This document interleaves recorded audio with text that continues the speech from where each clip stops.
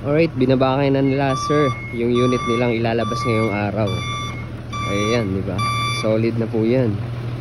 Fuso Fighter 6M61 6-wheeler wing van body with windbreaker, running guard, complete standard accessories. Ayan, di ba? Solid.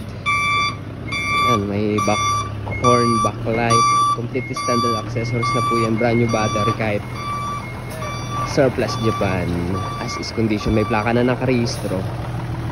Ayan. Pogi na yan. Original paint po yan. Ayan, di ba? Sila sir yung magpipick up. Shout out. Dadalhin na naman to ng Cebu.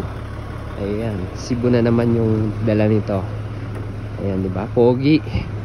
Kahit as is condition lang, maayos namin ilalabas. So mga naghanap po ng surplus Japan, kindly contact us on our FB page, Chakar Moto PH.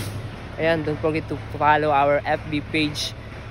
And sa mga nagtatanong kung magkano yung unit, depende po sa actual unit na mapipili nyo. Ayan, kindly contact us. Maraming salamat, paki-follow, God bless, bye bye.